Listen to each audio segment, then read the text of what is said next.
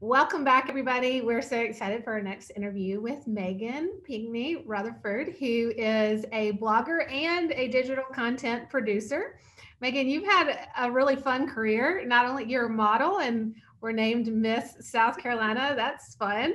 That's Um, awesome. and now you are creating digital content, producing it, and then also with your blog, which is so fun. We love watching you on Instagram. You have wonderful tips and tricks of all things like cool lifestyle things. I was looking at your swimsuit yesterday, the picture that you posted, and I was like zooming in, and Emily's like, "Don't zoom in on her, Heidi." I'm like, "I want to see what the pattern is." It was a really ridiculous conversation. I mean, the whole thing was just a lot. So I'm sorry I was doing a close up on your Heidi, but it looks like you did that. You had a really cute bathing suit. It did. I was like, where'd she get that? Well, that means a lot to me because that actually came out with my collaboration with Show Me Your Miu Miu. So I designed that print with Show Me Your Miu Miu. So that is my swimsuit. So that really means a lot. So thank you.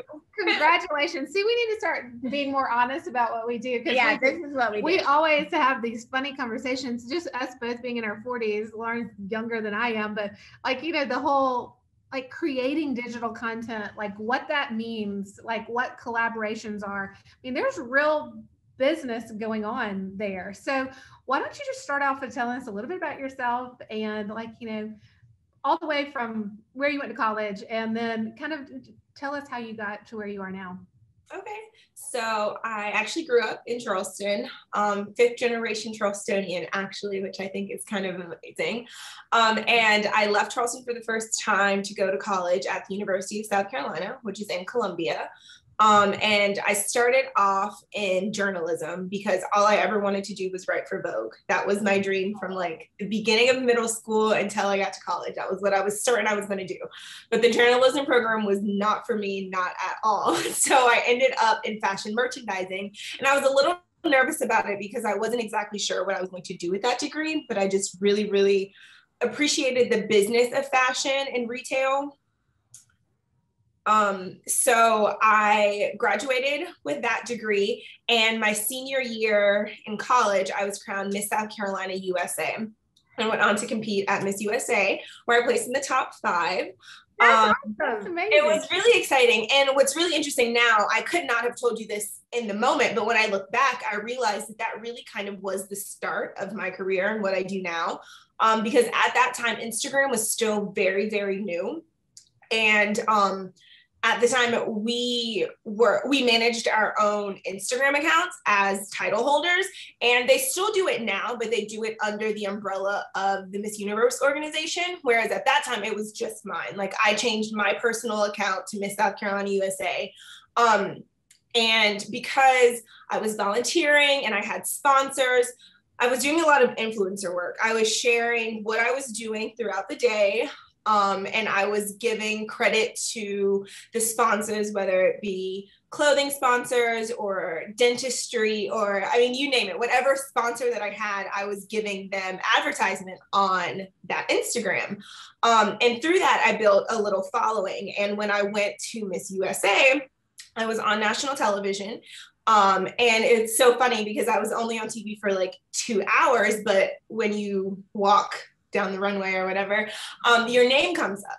So people would like search my name on Instagram, found me, and I got an influx of following. And I laugh now because I'm like, the girls now have it so easy because now whenever they like show them, their Instagram title comes up. And I'm like, that would have been so much easier in my day, but they just searched and they found me. So that's really how my following kind of like grew. And then after I gave up my title, I saw that my following started to decrease. And I was like, well, that's interesting. Like, why is that happening? And I realized it was because like, I was no longer sharing as much, you know, I wasn't sharing what I was doing. I wasn't promoting anything or whatever.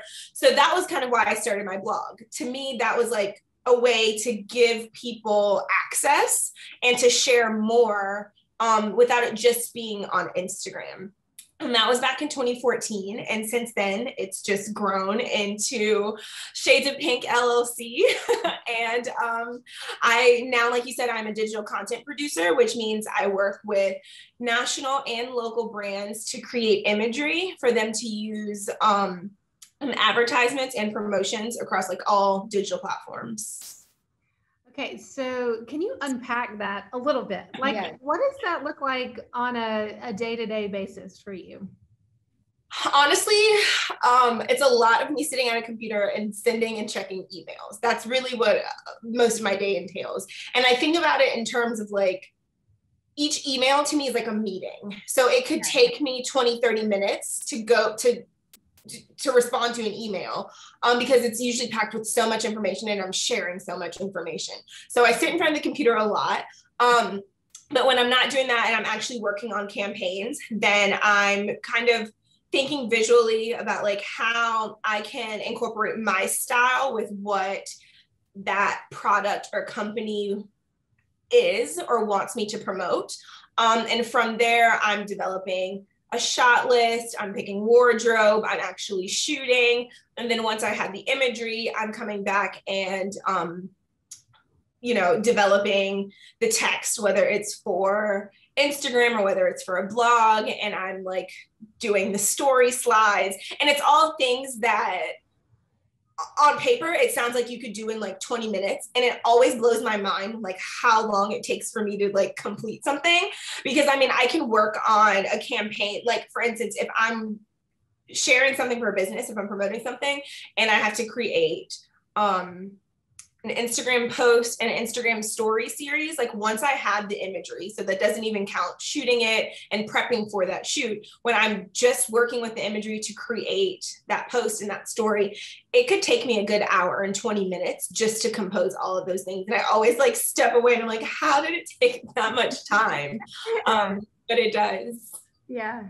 We relate to that. I mean, because we're over the age of 40 and it probably takes us 5 times as long, to try to just figure everything out. It just takes a while. It does. It really does. But that's because like when you're sharing something, you're putting it out there in the world and you want it to represent you and then also this brand. So like in a way it needs to be perfect. So it's not something that you can just like throw together. And for me, because I want my audience to still feel connected to it and for it to feel like it is me, it has to also feel natural and not feel like a promotion. And that's really hard to do when you're promoting something, for it to not feel like that. So it just takes a little while to just, I don't know, like unpack those thoughts and just kind of lay it all out on paper. Yeah. And find your voice. I think, that's one of the things that we've worked through is like, who are we? Like, how do we best present that? Like what works for us at the Wealth Edit, like what messages are we trying to send? And it's the same for you. And that's difficult. I mean, and sometimes you get it right. And sometimes you read something and I'm like, so have you ever had anyone help you with your social media content, or do you do it all yourself? I have an assistant who is God sent. I am so thankful for her. She and I have been working together now for almost a year and a half. She got a different job. So this summer she's going to be leaving me and I'm really sad about it. I know. So if anybody's looking to become an assistant digital content producer, please hit me up. I'm hiring. But she's been very, very beneficial in and just developing my brand, to be completely honest. And for so long, I did everything by myself and it weighs on you. I'm sure both of you know that. Like just being able to have someone to like bounce ideas off of or to like lighten the load a little bit, it gives you the opportunity to like feel a little lighter and just achieve a little more. And I feel like that's something that I learned later in my career than I wish I did, is that although it is my brand, it is my voice, it is me, I can't do it all by myself. And I wish I would have known that earlier, because I'm curious to see like where I would have been if I had help 4 years ago. Yeah. Mm-hmm. And we say that all the time. I mean, one of the things that makes like what we're doing possible is that we have each other. And, it's just like you said, those conversations of bouncing ideas. And then also knowing like, if something happened today and I couldn't be completely on, Lauren could carry it, or vice versa. It just makes it feel a little bit lighter. So absolutely. And then last summer I signed with an agency. So they help book promotions and campaigns for me, which has been really, really nice because before I'd been doing that by myself. Yes. So it's nice to kind of have an agency behind me. And I grew up modeling, so I've always had like a modeling agency. So it's kind of interesting to have an influencer agency. But I honestly like it way more because as a model, you're expected to show up and be whatever that client wants you to be. And sometimes that works for you, and sometimes it's not necessarily who you are, but it's your job, so you just kind of do it. Whereas an influencer agency is always making sure that like I align with the brand. So I'm never doing something that doesn't feel like me, and that's really nice. I love that for you. And do you think, can you tell us a little bit more about deciding to work with an agency? Yeah, absolutely. I was very apprehensive at first. I didn't want to do it because, like I said, I'd done it myself. And I felt like I had the control over like who I worked with, how I worked with them, when things were due, when I, approved things. And I also felt like it allowed me to build those relationships with those brands specifically. And I was afraid to, again, relinquish that control and give it to someone else because I didn't want somebody else making those decisions for me. And I honestly didn't want to lose the connection to those brands. But I did a 1-month trial, and I'm so thankful that I did because it's truly one of the best decisions I've ever made for my brand. And what I realized is really what they do is help me think of things that I wouldn't think of, in the sense of like, I'm doing so much of the content creation that it gets really hard to think of like the nitty gritty of like, okay, do you want 3 story slides or do I need to give you 6? And like, they're able to kind of get in the weeds of those details, and then I can kind of approve it. Like, yes, I am aligned with that, or no, I don't feel like we should do it in that way. And they kind of deal with the back and forth. So it takes the load off of me. And then in terms of having that like personal connection with brands, I realized a few things. One, I still get that connection with like smaller brands and people who are still doing like the marketing and PR for their own business, who have that in-house, which is great because I feel like those smaller businesses are wanting to connect with influencers and with people. But it also opened the door for me to work with much larger organizations and larger companies. And those companies aren't doing their PR and marketing. That's going through a marketing firm. So I don't necessarily need that relationship because that's not what that brand is looking for anyways. They've put that on someone else. So it makes more sense for my agent to be talking to someone in PR. So I wouldn't have had that brand relationship anyways. All right. So you're working with an agency. And so do they come to you and present like different opportunities, different collaborations? It's a combination of both. They'll bring things to me and I'll get things on my own that they'll then help me. They'll help with all the details of like the back end stuff. Yeah. So it's pretty much like 50-50. When did you realize that, okay, I have this brand, but now I need to make the brand an LLC? So I officially made the brand an LLC. It was either the beginning of 2020 or the end of 2019. And it was really just because of like the cash flow that was coming in. That's what made the most sense to incorporate it and make it a business. But I started applying for a trademark at like Q3 of last year. And that's because I signed on to Clubhouse. Do you guys know what Clubhouse is? Oh, yes. Okay, we're going to follow you on there. We just got on too. Okay, well, good luck finding me because I'm not Shades of Pink, because somebody else was Shades of Pink. And I was like, oh no. This is not an option. And I was like so upset about it. I was like really like personally victimized. I was like, did they spell pink the same way? Yes. And I was like, so then, you put on your detective hat and you're like, so follow me on Instagram. Are you my friend on Facebook? Because I know you didn't come up with this, because I had this last name for like 23 years before I came up with it. So I know you didn't just come up with it. So I'm in the process of trademarking because that is not cool. That is not cool. Okay, so what is your name on Clubhouse temporarily until you honestly, I don't remember. I don't remember. And that's what's so frustrating because it's always shades of pink. So then when it's something else, I'm like, what is it? I don't even know. Yeah. Oh gosh. Well, Clubhouse does say, I mean, that seems very cool. I'm glad that we'll be able to find you on there. Yes. And we had a wonderful trademark lawyer on earlier today talking about the same thing. Cause we said, is it, it's really like the right of use first. So like if you're the first person to use it, then that's the trump. I mean, you're the attorney. So definitely. I mean, I think you have a very good case. Yeah, it's really interesting. And I do think oftentimes when it comes to copyright and trademark, we have to be our own detectives and we have to reach out and protect like what we know to be ours and like being our own advocate. And it's hard, especially when you're like entering into that legal realm where you're like, do I need to be an attorney to do this? And I think Allie this morning had a great point. It was like, oftentimes it's just like contacting them and saying, hey, do you realize you're using my name? Yeah. Oh, I'm sure. Yeah.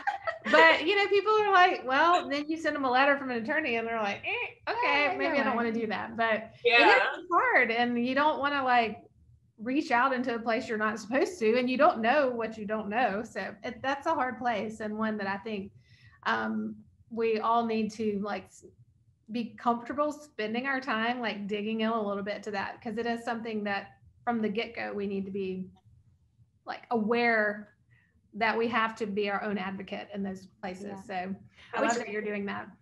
Which kind of leads me to my next question for you, which is like, how have you learned the business side of being a digital content creator? So I spent some time at a marketing agency in Charleston as a digital content producer, but I wasn't an influencer. I helped manage accounts for my clients. Mm-hmm. And at that time, I had been doing influencer work for 4 years, and was kind of like, okay, I feel like I need more of like a corporate job. Like I need to like, you know, I don't know. Honestly, I felt like I needed to be more grown up, to be completely honest. I was like, because I started it right out of college, did it, and I was doing well with it. Like I said, I was modeling, I was doing influencer work, and I was like making a decent living. But I just one day like woke up and was like, I want to feel more like an adult. Like I want like an adult job. So I got one. And my title was digital content producer. And like I said, I managed accounts for our clients. And it was great. And I really enjoyed it. And I learned so much. And oftentimes I was working with influencers for my clients. And really just seeing like the back end of it, seeing like what a company expects from an influencer, how valuable that influencer was to their business, the things that like made them happy or satisfied from like an influencer's, just like what they accomplished and what they did. It made me take like an even further step back and say like, okay, I honestly wasn't valuing myself in the way that I should have been. And it was honestly because I couldn't comprehend it because I was just on one side of it. So after I did that for a few months, I was like, okay, well, I feel like I can still do what I was doing and I was really good at it. And now I understand it a little better and I understand my value. So then I went back to doing digital content work for myself. And from there, because I had learned so much and what was expected from the back end and the business side, it really did propel my business forward like even more. So I'm very thankful for it because I feel like had I not done that, then Shades of Pink would not be where it was today. I feel like I would still be timid and like more unsure. But from having that experience, I was able to like really understand like my value, to be completely honest. Mm-hmm. Megan, I love that you said that because that really is the heart of the Wealth Edit. I mean, because we realize that we like as women or and men too. I mean, men just more naturally like find themselves in a position to gain that knowledge because they're having more of those conversations openly. But, you know, as women, we realize that we need to understand like what's going on behind the scenes, like the business side of it, the money side of it, in order to then be a good advocate for ourselves. And then like as we gain that confidence, it's amazing the things that we pick up on, and we pick up on them so quickly. I mean, I feel like, you know, it's like, why have these interviews like we're doing today? Mm-hmm. And we say, it's like just hearing other people's stories. It's interesting. Like we just pick up on little bits, but then like the next time we're in a conversation and somebody's talking about that, like we're like, oh, we have a frame of reference for that. It's just kind of like when you don't know what you don't know. And so you have to dig in there, but like the confidence that comes with that is life-changing, Mm-hmm. and can change the course of your entire like professional career. And it did. And it's so interesting that you brought that up, because I read an article not that long ago that was talking about the influencer like industry and how it's looked down upon. And it is like, it's something that people like make fun of. And look, I get it, because there are a lot of times where I'm like on Instagram or TikTok or YouTube and I'm like, whoa, this is a lot, you know, like you guys are doing a lot.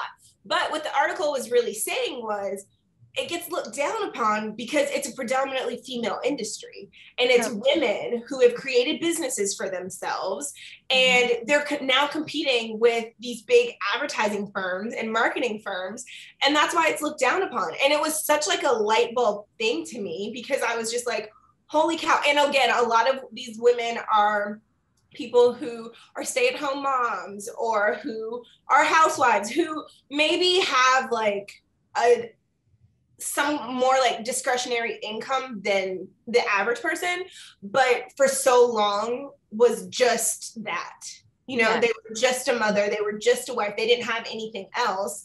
And no one in a way like respected them or respected their value and what they could bring to the table. And now they have millions of followers and bringing in millions of dollars, and people are still like, oh, it's just influencer work. It's just this like little digital platform. And it was just such an interesting article, because like you said, they wouldn't do that to men. Like that's no, they would never say, oh, that's a cute little thing you're doing on the internet. I've never thought about that before, but you are so right. I'd love to see that article. I know. Yeah. So, well, what's next for you? Oh goodness. Well, like I said, I just launched a collection with Show Me Your Mew Mew mid-March. And it's doing really well. I'm very proud of it. It's selling very well. We still have a few things left. So if you guys can check that out, that'd be awesome. But yeah, just working on things like that. I'm really focused on like more of those types of collaborations where I get to invest more of myself and my creativity into a brand and produce something more tangible than just imagery. Yeah. But also continuing to do like the marketing and advertising for businesses, because I really do enjoy being able to introduce my audience to things, being able to lend my face and my talents to a company that maybe hasn't worked with somebody like me or doesn't work with somebody with a voice like mine, and being able to like really, in a way, I think of it kind of as like a magazine, like my Instagram and my blog kind of are my magazine. So I think in a weird way, I'm doing exactly what I wanted to by like creating those images and promoting things that I like really do believe in and that like I really use, and then writing about it, you know? Yeah, you have your dream job. That's kind of awesome, actually. I do. Well, we always ask people this before they leave, and thank you so much. And we want to have you back, so we hope you'll say yes to us again. But what made you say yes to the Wealth Edit? Honestly, I really appreciate what you women are doing, because I feel like I grew up with just my mom and I, and she had to do everything by herself, but she wasn't taught money by like her family. Like that just wasn't like by her father, to be completely honest. That wasn't like an open conversation that they had.